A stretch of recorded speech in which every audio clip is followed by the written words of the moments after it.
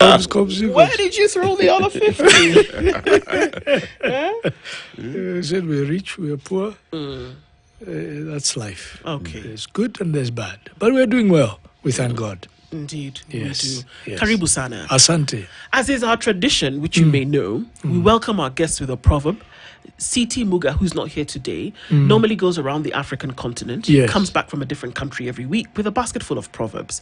This week, he has delegated his responsibility to one Mark Bichachi, Yes. and we are in the country of Mozambique. Yes. He'll share the proverb with you, and we would like to hear your interpretation. Yes. So if you fail to be a lizard in your land, you will fail to be a crocodile in another land. If you fail to be a lizard in your own land, Yes, you will you fail. will fail. You cannot. I agree. Yes. You cannot. If you fail to be who you really should be in your own home, your own country, in your own sphere, how can you hope to lead or do better in other places? So that's life. Indeed. Be the best you can be where you are. In the studio, at home. If you're a father, be the best father to your own children. Yeah, I think that's a good. I like that. That's a good one. Very good way to actually start our Friday and be told, you know what, where you are, Yeah, be the best you can. exactly. Be a crocodile. Absolutely. People are trying to be crocodiles in other jobs, but the ones they have, they're doing very poorly. Indeed. So be the best you can be where you are. Well, well said. Well Absolutely. said. Well Thank said. you. Thank for you. sure. Be the best you are. Oftentimes when we talk about the resources that nations have Yes. and what they're able to do with them, the human aspect comes into play in terms of actually what is being implemented, what is being planned, what is being carried through. We're talking today about rich but poor. Sounds like an oxymoron that you have so much, but we're still not able to tap into that potential that we have. And so that forms the basis of the conversation that we will have this morning. Kenya's untapped mineral wealth. Yes. Let's start from the end of that statement, shall we? And that there seems to be an abundance of mineral wealth that Kenya has. You being in the position whereby you've studied this, you've taught this. So let's start. Kenya have, first of all, before we talk about how it is or is not being exploited. Well, let's start with the country itself. It's a very strategically placed country. The equator passes right through our country. You know, that's the line that divides the sphere into two. Yes. It crosses Kenya.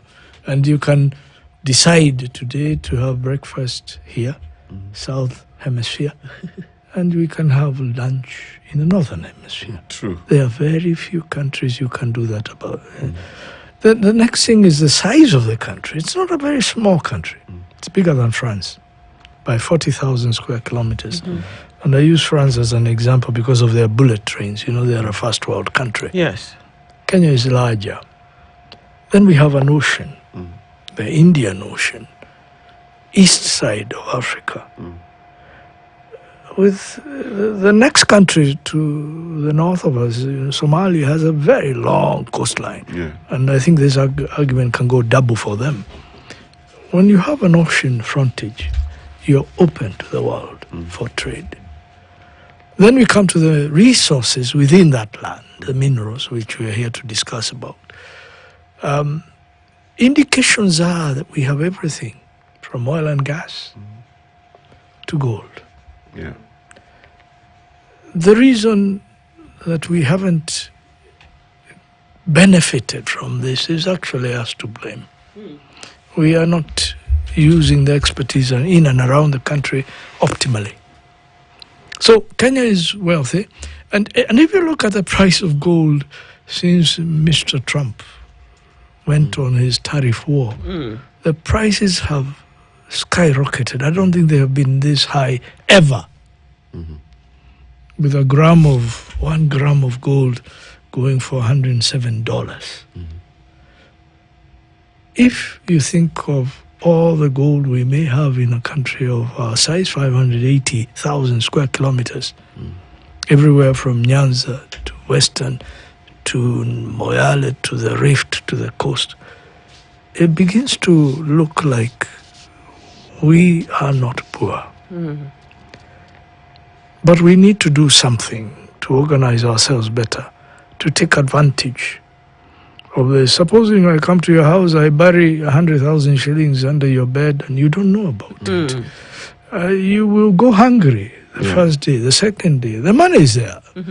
But it will have to take someone to tell you, hey, there's something here that can help you. Yes. Yeah. So this is my view. From my understanding, we have metals, we have non-metals, we have oil and gas, we have coal, we are told. We have water. Water is a precious commodity. And we have the land. But most importantly, we have the people. Yes. You know, Prof, as you talk, I have seen people talk about the gold in Nyanza. I've heard people talk about Savorite in Savo. I've heard about mining of iron ore in Voi and things like that. And as Kenyans, you know, even Kenyans living near the Tsavo today, I don't know whether they know how to get a Savorite themselves. It is almost as if those who mine and use these resources are a class of people that we don't quite understand, and the rest of us don't look at minerals as an opportunity we can explore at whichever scale, whether it's small scale panning for gold or it's large scale mining for iron. We seem to be detached because of lack of information from what you're saying. So, for example, someone living in Western Kenya, right? Instead of planting sugar cane and maize and keeping chicken as we do, what resources are there and what can we do to actually tap into those resources? Taking Western Kenya as an example, selfishly for the Luyas like me. Yes. But Luyas also have chicken, and it's very well done. As we've been reminded. All chickens are ours. Yes. And it's one of the places we should go to every Christmas. Yes. Because every home you go to, you get big meal. No, in fact, it's not a Christmas thing. It's not a Christmas thing. It's not an issue. You come anytime. Anytime. There will be food. Yes. And very well prepared food. Now, you'll be surprised. A lot of... You can put people who deal with minerals into two groups. They're artisanal, you and me, common people. And some of them are very, very good when you talk about Savorite. Yes. They know exactly what to look for. They've done it for 40, 50 years. And their children have grown on it. So they do know, many of them. Yeah. And then you have the giants. People with investment now doing iron ore everywhere. But not all of us can work in that area. What we need, and that's where the role of government is, to go around the country and find out what is where. What are we finding where? And to do systematic study. And then you can call in whoever. If you find it's a huge deposit, you can bring in the giants. Yeah. If it's small, little occurrences here and there, encourage your people. Now we have geologists with 1 degree, but we don't have the resources to do the big thing. Yeah. But they have the knowledge to do the ordinary panning. Okay. So let me ask. Yes. Let's put a value to this, because you said we're mineral rich, but we're poor. Yeah. Give me a value, let's say, of the amount of gold, both large and small scale, across the country. What numbers are we looking at? So let me say Billions this. of shillings? It is definitely, but this is not a game of shillings. Forget shillings. Let's go dollar. Yes. Right now, a gram of gold is $107. Yeah. A teaspoon, gold is heavy. Yes. Let's suppose we have a barrel of sugar, 250 centimeter cubed amount of gold. That's 5 kilos. Yeah. 5 kilos. And every kilo is 14 million shillings right now. 13, 14 million. That amount of gold will be 14 times 5 million shillings now. 80 million, yeah. 80 million. So 70 million rather, sorry. if you have a small mine, and I am aware that there are about 2 to be opened, that produce 100,000 troy ounces a year. Multiply that with the price of gold today, which is around $3,500 per 1 troy ounce. Dollars, 3,500 times 100,000. It's not something to look at. Yeah. And that's one mine. If there are 2, double that amount. If there are 3, I study this and I estimate that from 1930 to just about the independence, we mined about 1 million troy ounces in this country. From 1930 to independence? To independence, during the colonial period. From the data I'm able to get, because after independence, data seems to have disappeared for obvious reasons. What you do not know cannot hurt you. Yes.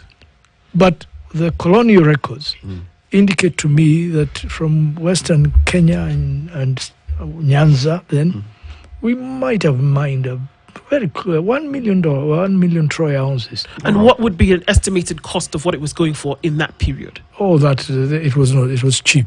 So what? It was what, $40-50 then, I think. But today, the same troy ounce is $3,500. Okay, so if we were to look at that and say that, let's say 1 million troy ounces mined over what period of time today? What would that look like in terms of timing? That, if you were to do today? Yes.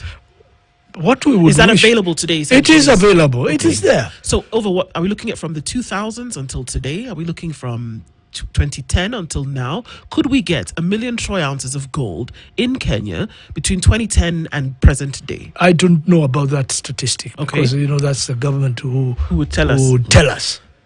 But I know it's there in the ground for sure. Okay. In fact, if you go to some places like in Ghana, one mine, one is able to produce that every year. Okay. So let's say that it's 100,000. Let's say, because it's, again, going into development circles, when you talk about the possibility is when that grows into a reality, indeed, isn't it? Indeed. So 100,000, and if we're going at $3,500 per ounce, and we just do that, so essentially what we're looking at is, in a year, possible $350 million could come to Kenya. Yes. And this is on the lower side from what you're saying. Very, very much lower side. If a country like Ghana, which, I mean, they're called the Gold Coast for a region, for a reason, is producing that in a year, 1 million in a year. From one mine. From one mine. Yes. And Kenya, 100,000 in a year from one mine. And this is probably putting it on the lower side. Yes. We're talking about $350 million into the Kenyan economy from gold. One commodity. From one commodity. Yes. So, my question would be, if this potential exists, and you and I and the 3 of us are sitting in a room discussing it, you as an expert, obviously, because this is your field, there are others, we have an entire ministry yes, indeed, that is geared towards this thing alone. Surely they must know the potential as well. They do. Okay. So why then would we not see that there's an exploitation of this resource being put towards development in the country? It's the same thing even in agriculture. It's the same thing in education. Why are we doing poorly when we could be a giant of a nation? It's a leadership issue as far as I'm concerned. And I saw somebody, and I've said it elsewhere, you ask an expert, you are equal to being one. So do we consult the right people? Right now I find that if I discover something, and I was involved in the Embu thing, by the way, I'm still involved in it. We are the ones who said there's coltan, the stuff they mine in DRC, here. My friend, before you get a license, even a renewal, it's taking forever. Somebody is too busy to grant us and to let Kenyans free. This is our country. But if you are not going to be licensed in a hurry, if you are not going to be facilitated, how can you get down? This is a very expensive and risky business. So why are we poor? Let's go to oil and gas also. Okay. Turkana. As far as I know, we have at least 1 billion barrels, and this was the first find. We haven't worked that field to say, okay, there's oil here. We know there's about 1 billion barrels here. Where have we looked at every square inch? No, we haven't. If we have 1 billion barrels, oil futures right now are hovering around $63 per barrel. A barrel is about 159, 156 liters. Yes. So do your maths again. 1 billion barrels so far discovered, recoverable, as far as I'm concerned, Yeah. times $63. Isn't that another $63 billion there? Yes. If we were to work every single area in that corner of Kenya, we probably will end up with 10 billion. Why are we poor? That is an That is- excellent why question. are we poor? I'm asking, I think 2019, 2021, around there, Yes. there was a geological survey that Yes. was carried out by the country, and the country identified the various minerals across the country. And it was a very exciting read, Yes. right? From coltan, rare earth minerals, Everything, gold, yes. silver. Yeah. It's a very heavily rich country. Yes. My logical expectation then was that the government would encourage Kenyans and foreign investors and all of these people to come in and be able to operate. What I find is there is a lack. You talked about licensing. I think there's a lack of willingness to make these opportunities available to the public, even from the information point of view. Is it a cartel? Is it that our government does not take it seriously? Is it ignorance? Is it lack of technology? Because the information was there in black and white, right? Yeah. But the traction towards it is slow. So what is the missing link here? I think you can add fear to that list, because some of these minerals, if you begin to let everybody know where everything is, you talked about Western Kenya, the populations there. Yes. If now we are going to mine gold under your house, Yeah. there's going to be some conflict. I think fear of I would like that problem. I don't know why you're saying it like it's a bad thing. I can announce now all the Wekesas and Fungututis I'm related to. If there's gold under my house, you can bring it. I can now afford what you yeah, but government has to look at other things. Yes, yes, it does. But I think also there may be groups out there, you call them cartels, who want to maximize on this. But, oil and gas, you can't do it on the back of a truck. Yes.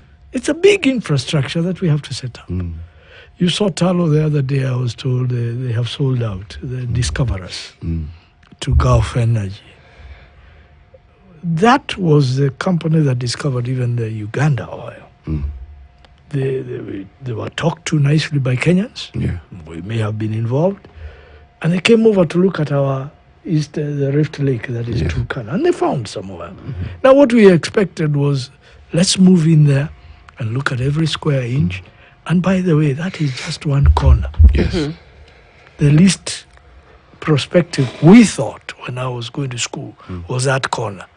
There are other areas towards the coast. There's what we call the Anza Graben, another rift in Wajir, that area. Yes. Which look much more prospective, Lamu area. Yes. Yes. There is gas we are importing from Tanzania. Yes. Now. Why do we need to import gas from Tanzania while we have our own? They have the infrastructure, we don't. So this is, from a planning point of view, a very heavy area. So, Prof, by way of... You've done the maths, by the way. I have, and it's I think my calculator, which, by the way, is, second got tier 9 level, zeros. has done a thing and gone to E by 12, So in terms of, it's got 9 zeros, there's 63 before them. Yes. So the potential of what we can be doing, for me, is a bit it's saddening. Yes, It's not exciting for me, because I think we passed exciting a while ago. Yeah. And now that we can do this, then it becomes sad. And I say we because we take into consideration the things that happen around the continent. Sadly, exploratory engagements or activity for a lot of the countries, and we use Kenya as an example because we are here now, but for a lot of the countries that are richly mineral resourced, used external exploratory activity, and these folks never went away. I look at Ghana, one. Yes. I look at Nigeria. I look at Botswana, South Africa, here Kenya. Zimbabwe, Tanzania. We cede ownership or we cede birthright of these mineral resources to others who have the technology. We get the minimal gains and we accept the minimum and then allow them to take the profits away. Why do we do that over and over and over again? They have examples of what they did. I look at the California gold rush in 1949 and what happened after that. That money didn't go anywhere but California. California's economy is richer than many African states combined today. That's one state. And all of them combined. Exactly. Yes. So what? And I keep saying these are human beings. They've got 2 heads and 2 feet, one head rather, and 2 feet like the rest of us. What is it that makes us not able to garner and to keep like they have done? Oh dear, this is, you're almost going to cause me to be a revolutionary, and I don't want to be. I like how you speak so nicely and No, say, no, to be no, no. revolutionary, but that's what we need, maybe. We have seen, even in Western Africa now, countries which are being led by younger military officers telling France to their face, no way are you going to take our uranium for cheap. But you know, the problem starts with us. When they come in here and find diamonds, like Williamson did, and by the way, he graduated in the same room I did at McGill. The only difference was 50 years. And his certificate is there to intimidate every graduate student. You know, you're told that's one of our products. He came here and he was very broke at the end of it. But God is amusing. One evening he found diamonds when he was at the end of his line. Is it greed that drives us this way? Because in Kenya, there are many people who would do very well in many things. But when it comes to the facilitation, when it comes to the licensing, when it comes to the permits, they are locked out. Why is it that we do not want to give our people chances? I do not know. Is this an African thing? Or is it a human thing? I think it's more like a human thing. Because even these others, if you look at what Belgium did in DRC, it's terrible stuff. Yeah, it's worse than the Holocaust, if you ask me. Yes, terrible stuff. So we can't only blame ourselves. But surely we have a black president, a black deputy president, we have a black cabinet secretary in charge of this area. Isn't it time? And I've decided, and you are media, let's inform people. Let's see what they will do with this knowledge. Let me ask a question. So I go to my family farm in Western Kenya. Yes. And I digging the shamba and I see that there's nuggets of gold. And I'm curious. I'm like, what if I dig a 40-foot hole and see if I can get my gold out? Why and how would the government stop me, if at all? And what are the legal challenges or technical challenges, for that matter, that would stop me from going to my farm and harvesting gold the way I harvest carrots? It is your farm, yes. But when it comes to minerals, according to the law, minerals belong to all of us. to the people of Kenya. That's what the Constitution says. That's what the Mining Act says. So your gold is not really yours. It belongs to her and me also. Thank you for discovering it. Now, I don't feel like you own any samurai, by the way. The law may say that. Now, do you feel like you own anything? Now we may move to the next step. Yes. But it's on my farm. Yes. Am I an interested party? Yes, you are. Yes. Okay. Now, how do I do it? There's a ministry here that regulates how you may work. So let's take a break and come back and see how that ministry would regulate this. And for what sometimes we can complain about it's not happening, but let's see how it should happen. And then it gives us a brighter, vision into it. All right. So we'll do that when we come back from this break. And we're looking at rich but poor. Professor Daniel Ichangi is here with us this morning, and we're saying, okay, fine. Untapped mineral wealth, how do we actually exploit it and benefit from it? 26 minutes to 9. We'll be back right after this. This is the Situation Room, the only way to start.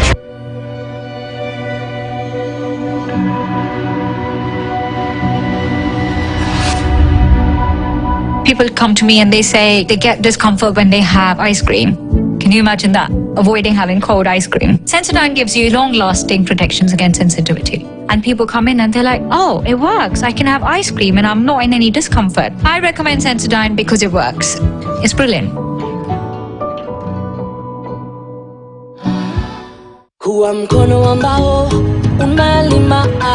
Kenya thrives on agriculture and it's very fruitful. From the highlands that we grow our coffee and tea all the way to the resilient northeastern part with our livestock, and not forgetting the breadbasket in the Rift Valley.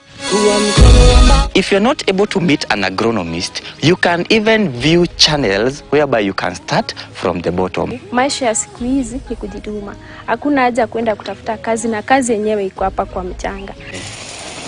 At Farm Kenya, we celebrate those who make it happen. Farmers who innovate, adapt, and guess what? They're able to feed the nation. Together, we are growing nutrition. Together, we are growing agriculture. And together, we are growing Kenya.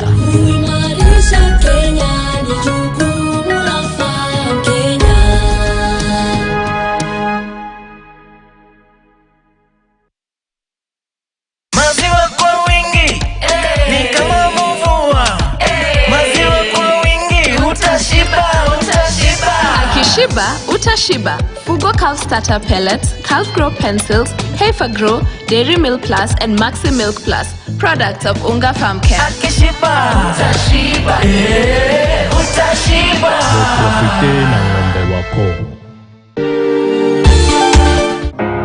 And all my life you have been so good. For great urban, local, and international gospel music videos, exclusive interviews with your favorite artists and Christian creatives, gospel news from around the globe, voices from across our nation on Street Vibes. And because we believe in freshness, new music from uprising gospel ministers, and not forgetting our top 5 countdown. Catch Gospel Full 100 every Sunday from 7 to 9, only on your #1 entertainment station, KTN. Remember, nothing more, nothing less. We keep it Gospel Full 100.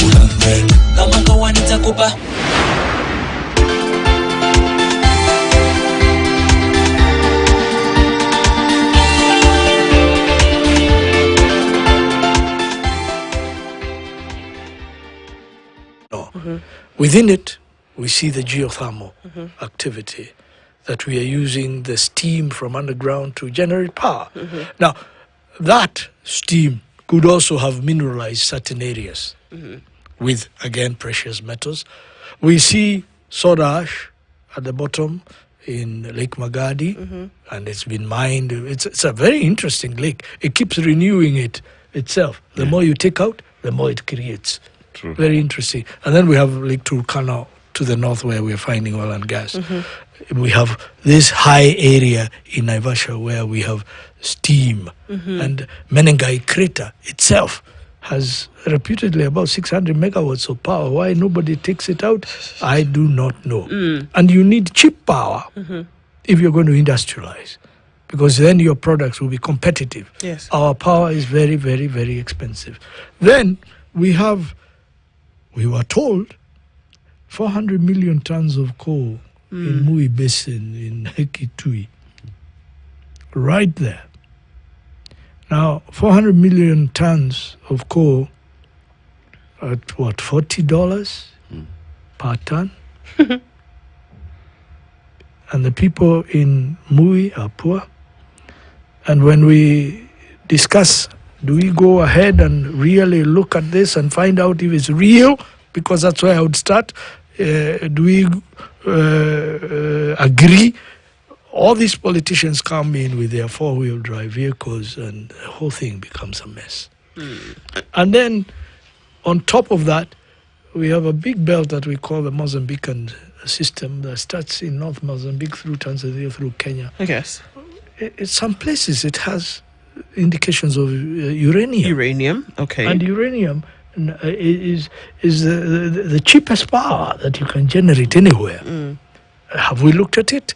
Not quite. Okay. Another and then, mineral. of course, Western gold. Western gold and Okay. silver, they all come together.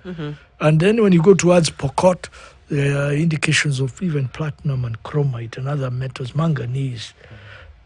And these are not traces. They're considerable... what we haven't done is to quantify. Okay. But the scale at which they are occurring makes some of us very interested. We think we are not cheated. Yes. They're there. Yeah. We used to, one of the exercises I used to give my students is a certain mountain in Pokot and Turkana, and I will Seker, and I will tell them, okay, according to this geological report, you have 5.6 million tons grading a certain amount of platinum. Can you do the maths? And then go and look at the price of platinum and the platinum group elements nationally today. Again, it runs into billions of dollars. Yeah. So these things are there. But we need to quantify them. And one of the things I keep challenging, and I'm also challenged, by the way, by people, to be fair, is that every year this ministry does receive taxpayers' money in the budget to actualize some of these programs. Can they be held to account to show us what they've done in the last 2 years, 3 years, 4 years, 10 years? You know, Prof, it's quite serendipitous, actually, that I've gotten a message from the village. Yes. And this ties to the question I asked before the break that I was hoping you'd answer.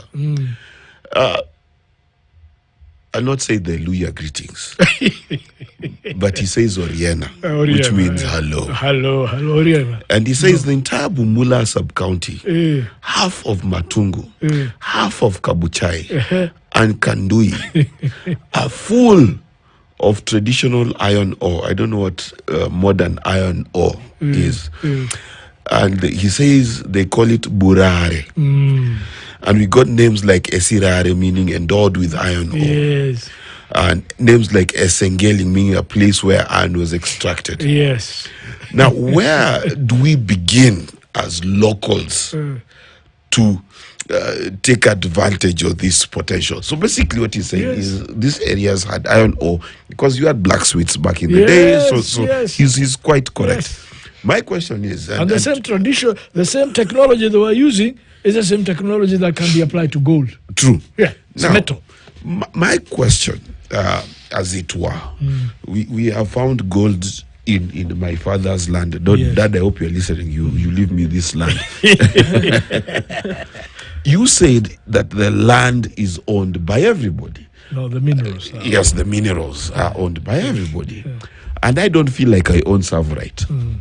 And you said, I find it, I'm an interested party. So they're interested parties. Yes. So what do they do as a community? What they should do as a community is engage with the mines and geology department of the that big ministry. Yes. Because they have an office in Kakamega. Yes. They have an office in Kisumu. Yes. Go there and say we would like to be assisted to take advantage of what we are finding here. And they will tell you. They have organized groups into what they call as artisanal and small-scale miners. And I love those ones, by the way. The big boys can take care of themselves. Yeah. I love the artisanal small-scale miners because those are the people who are going to actually benefit directly. When you sell gold through a big mine, you have to wait for profits to be declared in London. But these people from Ikolomani, yes, where they do a road by the market and they say, stop that tractor, there's something interesting here. Those people should visit that department of this ministry in Kakamega, talk to the geologists and the mining engineers there, and they will organize them very easily to take advantage of that. And of course, they'll take care of the concerns. We don't want people buried. You know, many people die. Yes. Because they are doing it jua kali. Yes. And there's deep weathering. The soils in Western Kenya are very deep. So after you pass a certain threshold, it becomes risky. Life is precious, even more precious than that gold. More precious than gold. Oh, yeah, it is. Life is more precious than gold any day. Isn't there a requisite requirement then of infrastructure at the very basic level to have these things? And I keep going back to the California gold rush because it's a glaring example of what can actually happen when you have a marriage of government, what would be supporting a private infrastructure for there to be benefit across board. Yes. Benefit for the government, benefit for the people who rushed from across the United States to California when one person sounded the alarm, like, you know, we know that now Mark will find his way to Western now. I'm sure he will. And now, pitch camp there. You see? So people did that. But now the government looked, whatever government of the day there was, what it did is that it allowed the state to become a state. Yes. That's what happened. Yes.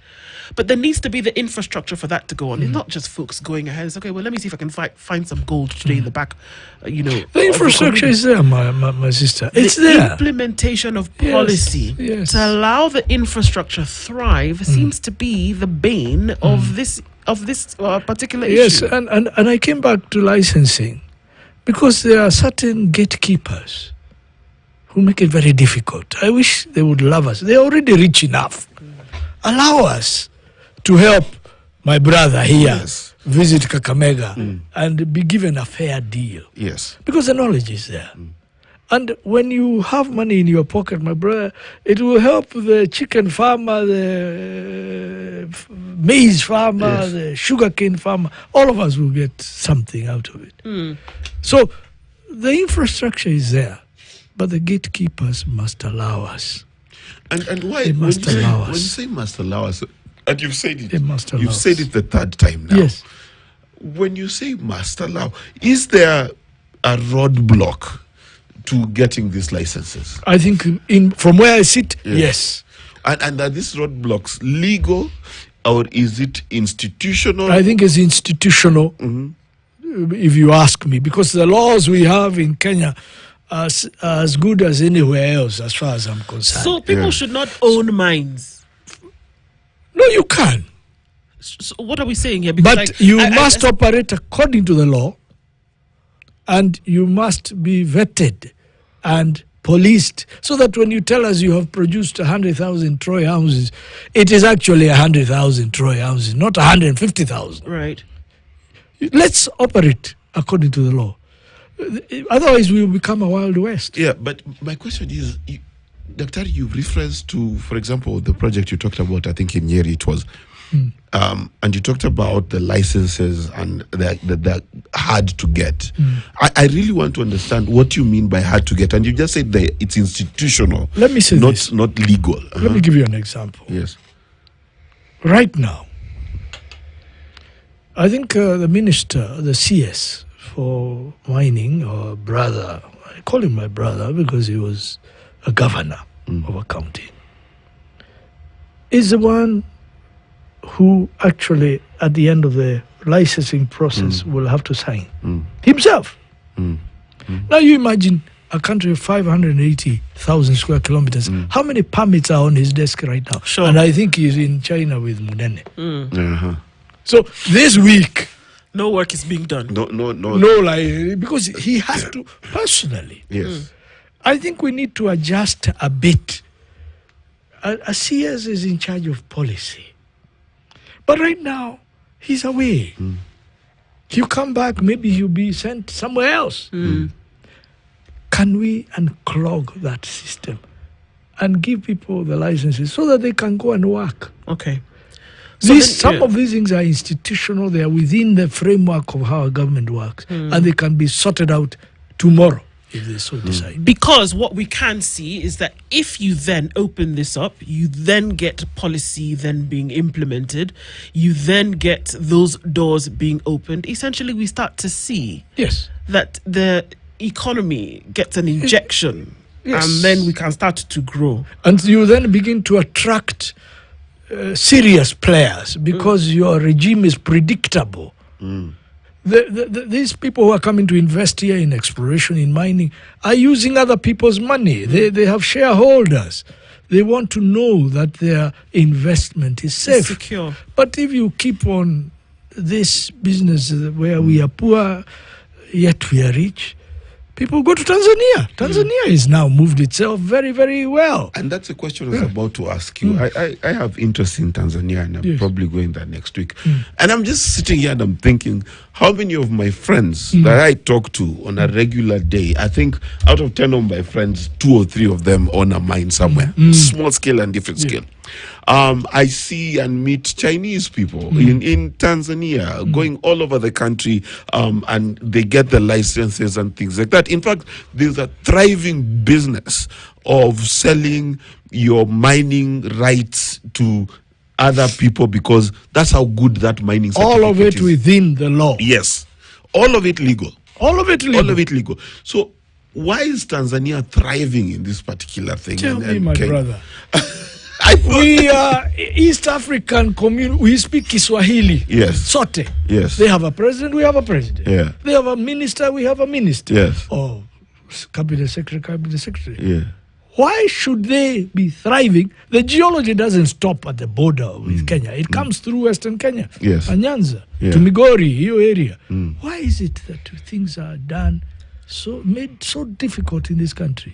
Hey, and we have people. We have educated Kenyans. We speak English better than an Englishman. Why is it that we are here suffering?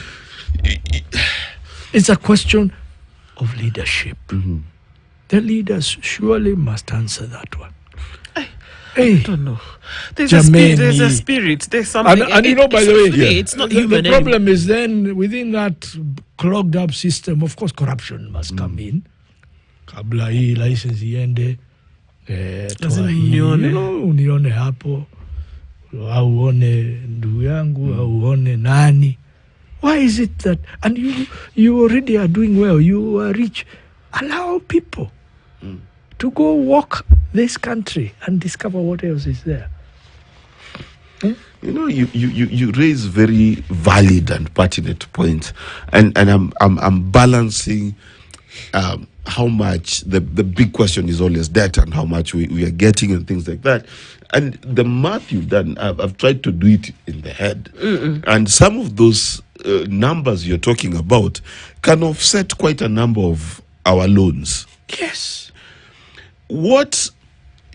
And let's talk large scale. Yes.